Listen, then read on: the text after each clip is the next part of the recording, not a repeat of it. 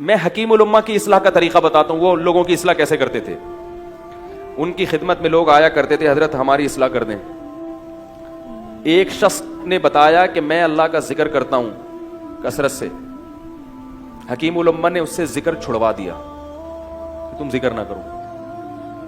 کون وہ اسباق کہاں گئے بھائی؟ ان کو پتا تھا اس کو ذکر کرنے سے کیا ہو رہا ہے، نقصان ہو رہا ہے۔ وہ اسباق مقصود نہیں ہے۔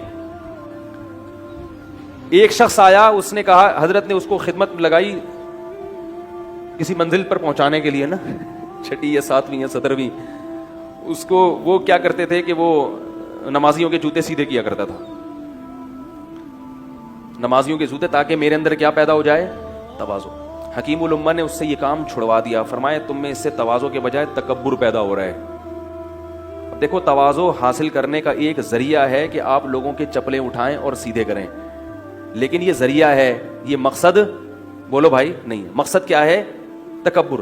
حکیم الامہ کو پتا تھا کہ اس عمل کے ذریعے اس میں تواضع کے بجائے تکبر پیدا ہو رہا ہے۔ فرمایا یہ کام اس کو یہ ہو رہا ہے کہ دیکھو میں اتنا بڑا ہو کے بھی کتنا نیک، میں لوگوں کے کیا کر رہا ہوں، میں اتنا بڑا آدمی ہوں، 19ویں گریڈ کا آفیسر ہوں، اور میں اتنا نیک کہ میں نمازیوں کے جوتے سیدھے کر رہا ہوں، کتنا نیک آدمی میں۔ اس سے بجائے فائدہ ہونے کے کیا ہو رہا ہے؟ اب کل اگر اسے کوئی چھوٹی سی بات کرے گا، اس کو غصہ آئے گا کہ یار میں اتنا نیک آدمی، میں نمازیوں کے بیت الخلا صاف کرتا ہوں اور میرے سے ایسے بات کرتے ہو۔ نہیں یاری بات میرا خیال ہے۔ تو شیخ سے اصلاحی تعلق کا فائدہ کیا ہے کہ شیخ آپ کی ان برائیوں کو جانتا ہے کہ کس موقع پر آپ کا کون سا نٹ ڈھیلا کرنا ہے اور کون سا نٹ ٹائٹ کرنا ہے۔ کسی شیخ سے اصلاحی تعلق ضروری ہے، لیکن یہ اسباق جو خانقاہ میں پڑھائے جاتے ہیں، ان کا پڑھنا نہ ضروری ہے، نہ فرض ہے، نہ واجب ہے۔ شیخ اگر سمجھتا ہے تو پڑھائے گا، سمجھتا ہے کہ اس پڑھنے سے فائدے کے بجائے نقصان ہے تو پڑھنے پر کیا لگا دے گا، پابندی۔ لیکن حقیقت حاصل ہو جائے گی، تواضع کی حقیقت پتہ چل جائے گی، تکبر کی حقیقت پتہ چل جائے گی، حب دنیا کسے کہتے ہیں، حب جاہ کسے کہتے ہیں، حب مال کسے کہتے ہیں، یہ تمام چیزیں تو تصوف کا اصل ہیں۔ یہ چیزیں انشاءاللہ اسے پتہ چل جائیں گی اور نیک انسان بن جائے گا، وہ بن بھی جائے گا اور لوگوں کو نیک بنانے کی صلاحیت بھی اس کے اندر پیدا ہو جائے گی۔ حکیم الامہ رحمہ اللہ تعالی فرمایا کرتے تھے کہ تواضع کی ایک صورت ہے، ایک حقیقت ہے۔ بڑی خاندانی بات ہے۔ فرمایا ایک آدمی لوگوں سے اوپر بیٹھا ہوا ہے، لیکن اپنے آپ کو اوپر بیٹھنے کے قابل نہیں سمجھتا۔ کہتے ہیں اللہ نے چونکہ ظاہری طور پر علم دیا، ایک مقام دیا، ایک مرتبہ دیا، تو اس مرتبے کا تقاضا ہے کہ میں اوپر بیٹھوں، مگر یہ مقام اور یہ مرتبہ اللہ کے ہاں قبول بھی ہے یا نہیں، اس کا مجھے علم نہیں ہے۔ اس لیے اس کے دل میں یہ خوف ہے کہ پتہ نہیں میں اس قابل بھی ہوں یا نہیں ہوں۔ بلکہ اپنی برائیوں پہ جب نظر جاتی ہے تو اس کا مزاج یہ کہتا ہے کہ مجھے تو لوگوں سے اوپر بیٹھنا نہیں چاہیے، مجھے تو نیچے بیٹھنا چاہیے۔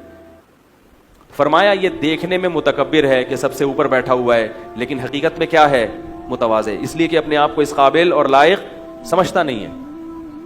اور ایک آدمی ہے جو لوگوں کی جوتیوں میں جا کے بیٹھا ہے اور کہتا ہے مجھے بیٹھنا تو اوپر چاہیے، لیکن میں تواضع کروں گا، جو میرا منصب ہے میں اس کو حاصل نہیں کروں گا، میں بیٹھوں گا کہاں، پبلک کی چپلوں میں۔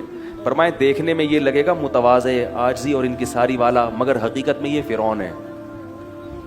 اس کے دل میں کیا ہے، بیٹھنا تو وہاں چاہیے، لیکن نہیں بھائی، کوئی تواضع بھی کوئی چیز ہوتی ہے۔ تو تواضع اور تکبر کس چیز کا نام ہے، دل کی کیفیات کا۔ تصوف میں یہ بتایا جاتا ہے کہ دل کے اندر تواضع پیدا کرو۔ تواضع کی صورت یہی چیز ہے۔ تصوف ایک اصطلاح ہے، لوگ کہتے ہیں قرآن و حدیث سے تصوف کا تذکرہ دکھاؤ۔ قرآن و حدیث سے ہمیں یہ ملے گا کہ تکبر غلط چیز ہے، اللہ کی محبت اچھی چیز ہے، حسد بری چیز ہے، دنیا کی محبت۔ اسی علم کو ایک نام دے دیا گیا ہے تصوف کا۔ تو ناموں کے لیے ثبوت کی ضرورت نہیں ہوتی، کام سارے قرآن و سنت سے ہمیں ملتے ہیں۔ لوگ یہ بھی سوال کرتے ہیں کسی شیخ سے اصلاحی تعلق کی کیا ضرورت ہے بھائی؟ لوگ یہ بھی سوال کرتے ہیں اس کے لیے کسی شیخ سے اصلاحی تعلق، قرآن و حدیث میں ہے نا تکبر کے بارے میں آیات ہیں، وہ پڑھ لو، بس کسی بزرگ سے تعلق کی کیا ضرورت ہے؟ مجھے بتاؤ، قرآن و حدیث میں سب کچھ تھا تو صحابہ کو نبی کی صحبت کی کیا ضرورت پیش آئی تھی؟ اللہ اس کے رسول ایک کتاب دے کے چلے جاتے، اس میں پڑھ لو اور عمل کرو۔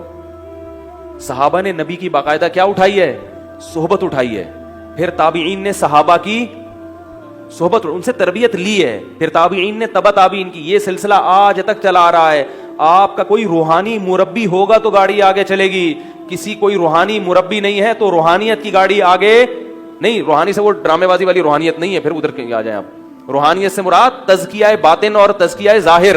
اس کے لیے مربی کی ضرورت ہے.